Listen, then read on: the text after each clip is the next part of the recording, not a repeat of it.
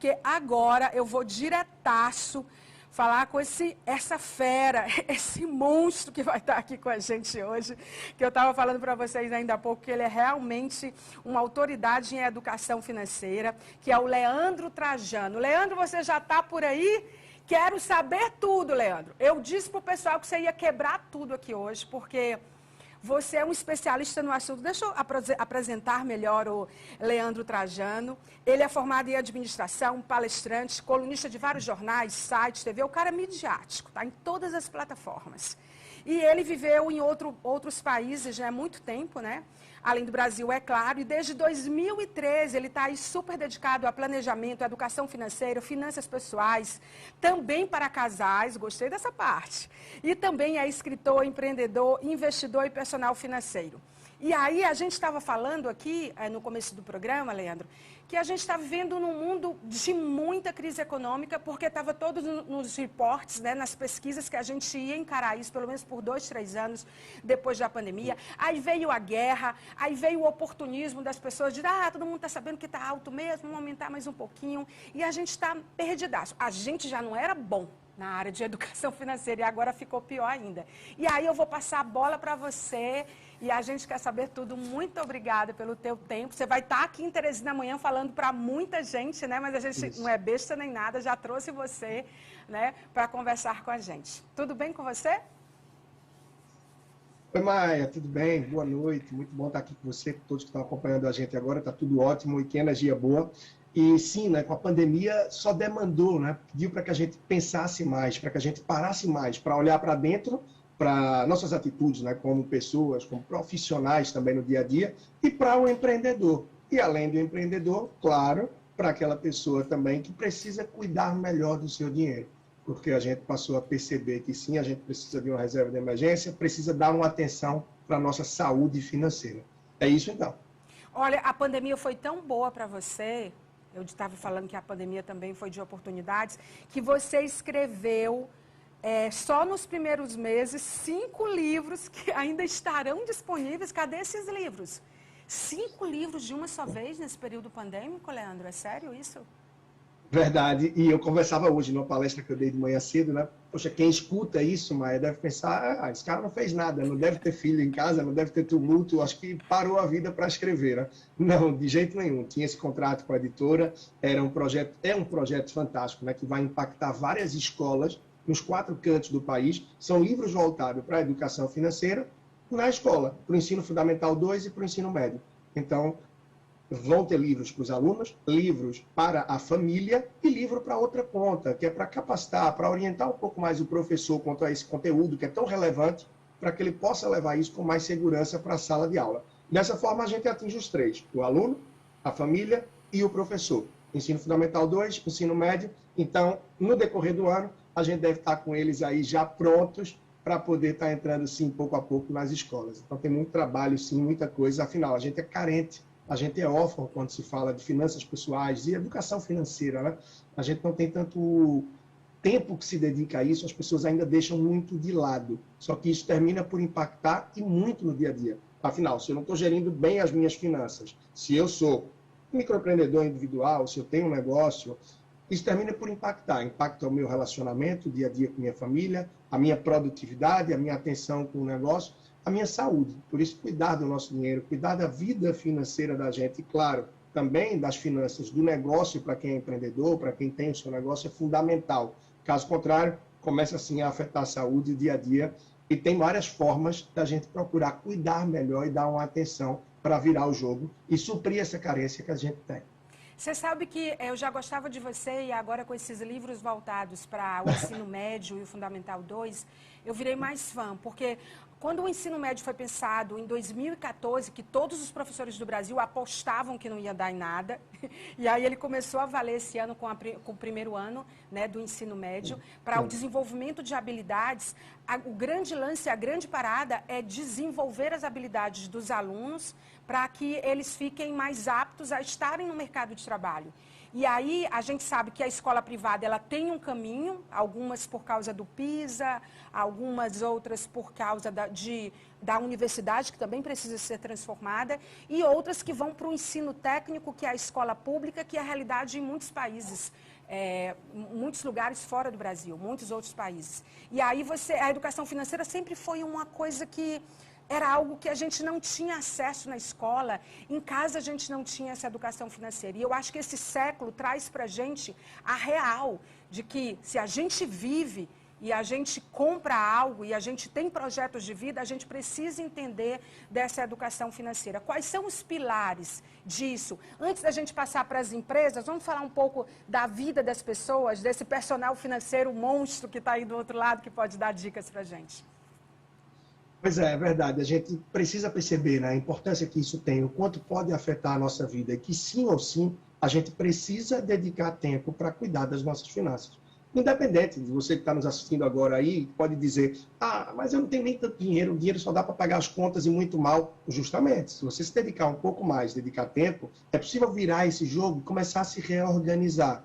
Se você tem dinheiro para investir e não investe, é necessário também. Você está deixando o dinheiro na mesa, afinal, o seu dinheiro não está trabalhando para você. Se você é só um pagador de contas, ou seja, trabalha e nada mais faz do que pagar contas e não consegue poupar, não consegue realizar sonhos, o ideal é que procure se organizar também. O resultado disso, essa virada de jogo, Maia, ela não vem de imediato, de forma instantânea. E é até melhor que não venha assim. Porque se vem de uma forma consistente, gradativa e construída pouco a pouco, isso vem para ficar.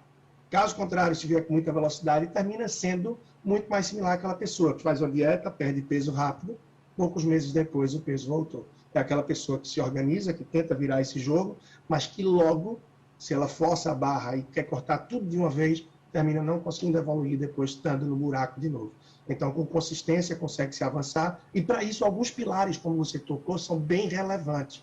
O primeiro deles, e que sobretudo a turma bem jovem termina por não perceber, eu sou muito jovem também, mas eu falo a turma mais jovem aí dos seus 20 e poucos anos, né? Termina não percebendo, porque muita gente agora pensa em investir. Eu quero entrar na bolsa, eu quero investir, eu quero criptomoedas, eu quero... Só que vem cá, como é que você vai investir se você não trabalhar e não consolidar o primeiro pilar, que é gerar renda?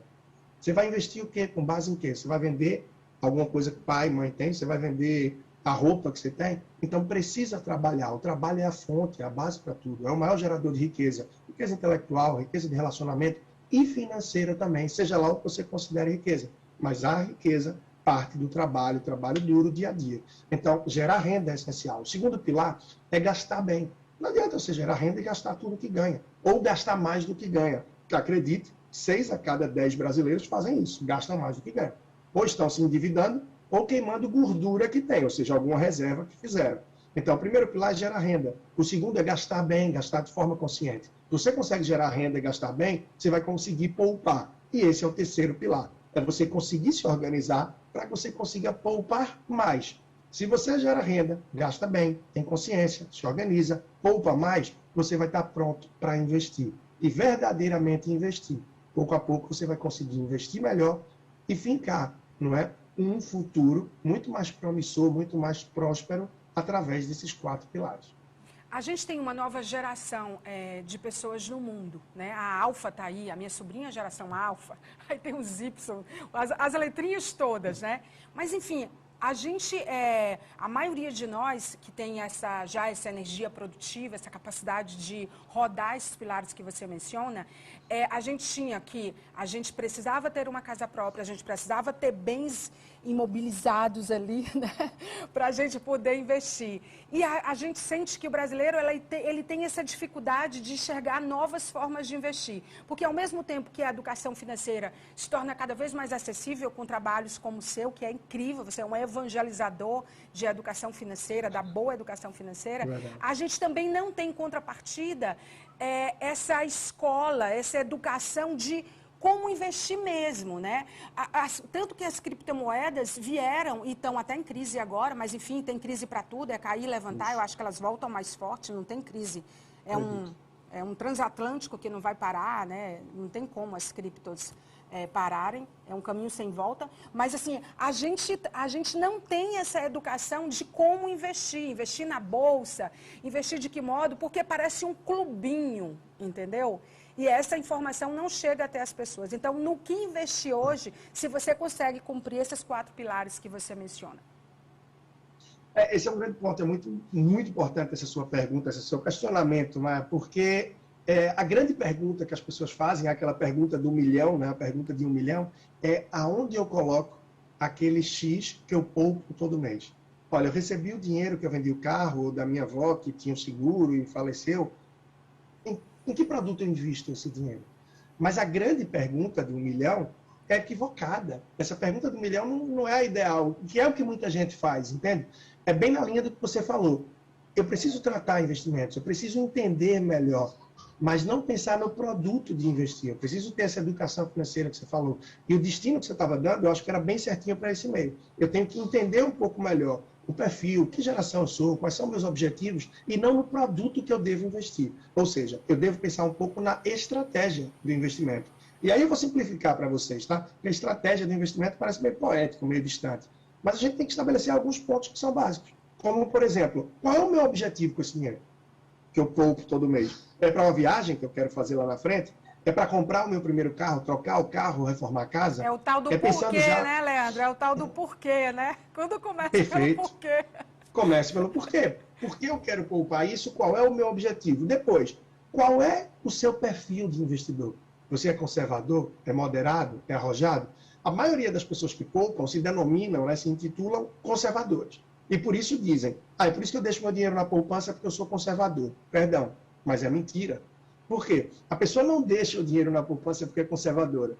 É porque ela não tem conhecimento. Porque se a pessoa tiver conhecimento, ela vai saber que o ideal quase nunca é deixar na poupança. Em algumas situações, para um giro mais rápido, para alguma coisa pontual, sim, vale deixar o dinheiro lá. Mas para os seus objetivos de um médio prazo, de longo prazo ou até de curto prazo, tem produtos que podem te entregar mais do que a poupança e que têm a mesma ou até mais segurança do que ela. Então, quando a pessoa diz que deixa na poupança por falta... é conservadora, na verdade é falta de conhecimento. Falta de conhecimento termina levando a pessoa à inércia. Essa inércia vem devido à insegurança, que termina fazendo com que a pessoa continue na poupança. Então, assim, o ponto de partida é esse. O que eu pretendo fazer com esse dinheiro que eu poupei ou que eu estou poupando? Depois, qual é o meu perfil de investidor? Porque com base nisso, você vai saber por quanto tempo você pode investir esse valor e, de acordo com o seu perfil, quais são as categorias, né, os tipos de produtos que você vai poder alocar. Com base nisso, você vai estabelecer ali uma estratégia. Claro, isso termina não sendo tão simples para quem não tem conhecimento.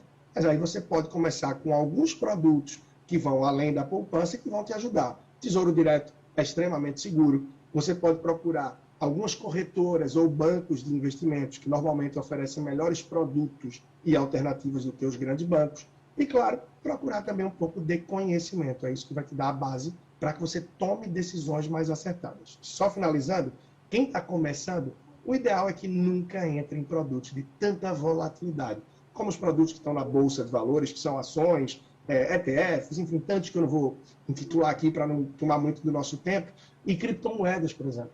Muita gente termina já entrando de cara nisso. Por quê? Porque são aqueles produtos que normalmente têm maior possibilidade de dar um ganho maior no curto prazo. Só que eles podem também ter uma queda grande no curto prazo. E quem não tem experiência, não sabe lidar com investimentos ainda, está no começo da jornada, o ideal é que comece em produtos mais conservadores para evitar essa volatilidade. E com isso ter um susto maior e terminar criando um trauma em relação ao mercado financeiro. Isso acontece bastante. Só para encerrar, assim, ao mesmo tempo que você surfa nisso, no sentido de saber exatamente que dicas dar, a gente tem muitos problemas, né? Vocês dessa área, e você especialmente que é uma autoridade nesse assunto, quando a gente olha para esses dados aqui, gente, dá vontade de nem dormir. O Brasil é o 74º no ranking global de educação financeira. Ele está atrás só de países mais pobres, como Madagascar, Tongo. É muita coisa. E o baixo nível da educação financeira. Aqui eu não concordei a diferença entre homens e mulheres, que os homens estão melhores que as mulheres em relação a isso. Como assim, Leandro? como os homens estão melhores, a gente lida muito melhor com dinheiro. Acho que é um estigma que se construiu, que mulher gasta muito, mulher usa cartão, mulher não sei o quê. Primeiro que mulher está no board, mulher que ganha dinheiro hoje, que trabalha, seja como doméstica, seja como executiva, ela está sendo uma voz que é a voz desse século. Aí você me traz esse dado que os homens economizam mais que as mulheres. Que fonte é essa? Que explicação é essa, Leandro? Olha, tem pesquisas que a gente pode, naturalmente a gente vai acreditar, a gente vai dar uma credibilidade pelo que a gente vê, mas eu posso trazer um pouco do que eu vejo no dia a dia. Eu já atendi centenas e centenas aí de famílias e a cada ano eu faço também centenas de atendimentos a cada ano, mais de 300. Então eu sento com várias pessoas, brasileiros que estão nos mais diversos estados e em vários países. E normalmente eu percebo a mulher com muito mais iniciativa, com muito mais atitude e abertura do que os homens para aprender. Seja a se reorganizar quando está um pouco endividada ou só consegue pagar as contas, mas não poupa, quando quer começar a investir. E o homem, de modo geral, eu percebo muito mais autossuficiente, digamos.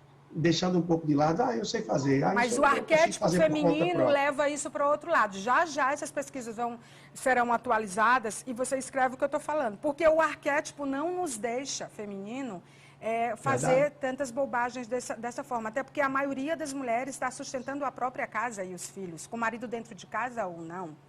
Então, assim, para fazer essa conta, essa matemática, a gente que já nasceu com vários aplicativos, inclusive financeiros, não sei, eu discordo disso, mas você é autoridade, você é que atende as mulheres. Eu não sei qual é o nicho de mulheres que você está atendendo, mas no nicho que eu estou, a gente está mandando bem, viu? A outra coisa que eu achei interessante e preocupante é a questão que, segundo dados do Banco Central, os brasileiros estão cada vez mais endividados. E nos últimos 12 meses, o volume de crédito concedido pelas instituições financeiras registrou uma alta de quase 19%.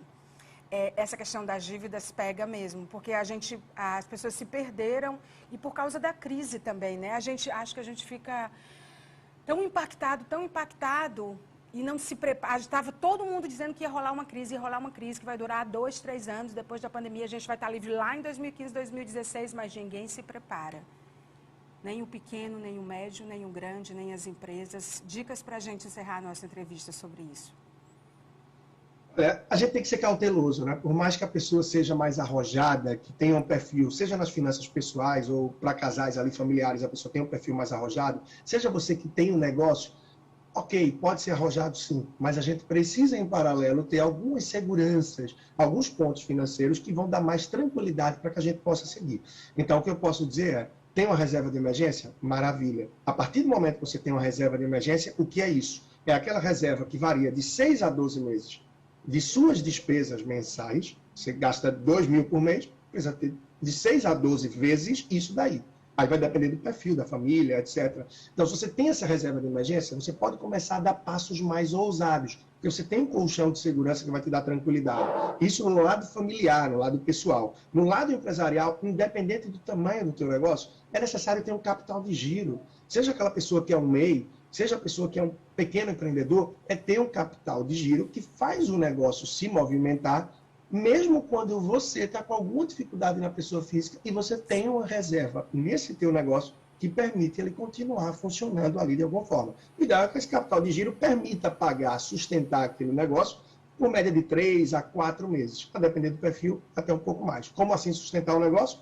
Se você tem alguém que trabalha com você, no caso MEI, pode ter uma pessoa contratada, se você tem mais de uma pessoa, tem uma empresa um pouco maior, as despesas que você tem, um aluguel de uma sala, uma despesa de um carro que você se locomove aí para prestar o serviço, por quê? Você dá um pouco mais de independência para o teu negócio por um tempo e também um pouco mais de segurança na tua família na gestão financeira. Então, esse é um ponto que é essencial e muitos negócios fecham e quebram por falta de capital de giro. E muitas famílias têm um perrengue gigante por falta de uma reserva para emergências.